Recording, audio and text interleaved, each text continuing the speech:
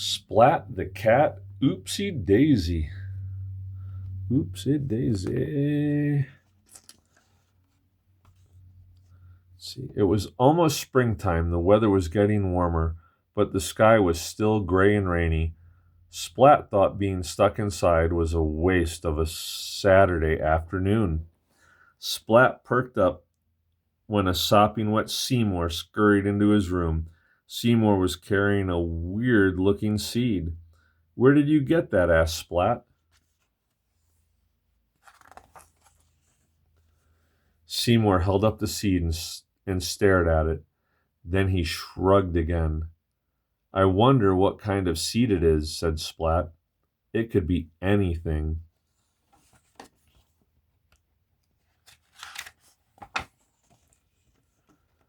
"Well, there's only one way to solve this mystery, Seymour.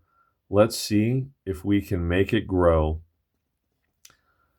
"I think we need to plant it first," Splat said, "but I've never planted anything before. Do you know how to plant a seed?" Seymour shrugged. "Okay, then, let's go to the library to find out," Splat announced.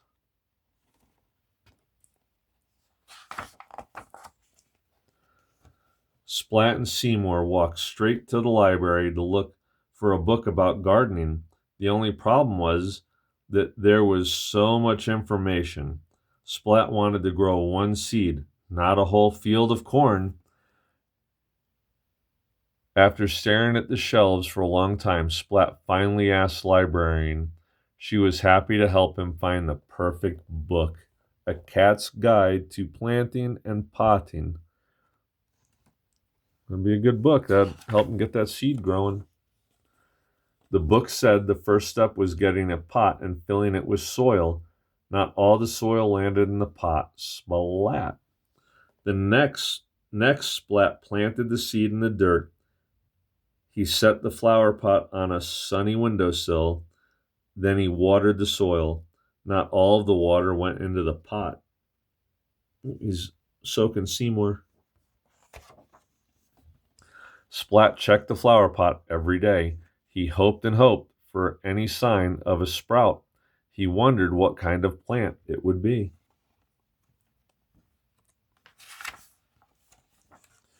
Maybe the seed would grow into a wild garden of roses, or maybe the seed would grow into a tree as tall as the sky.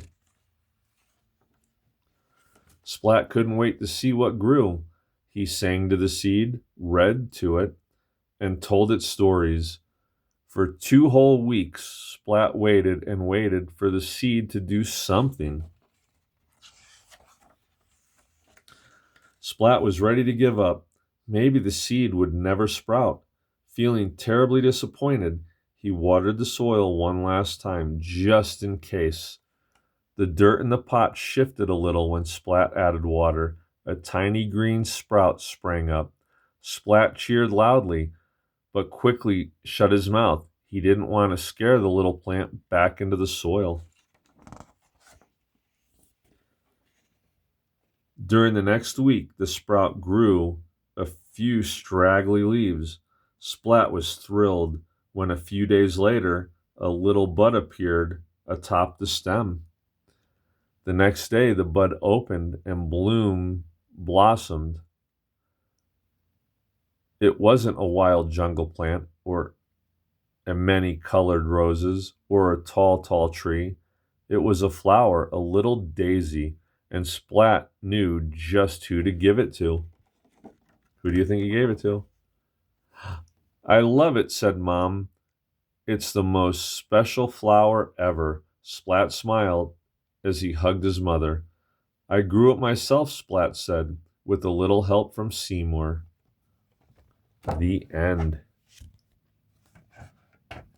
See that? You're growing stuff. You just need to have some patience. It took 2 weeks for Splat and Seymour's little seed to sprout out of the ground.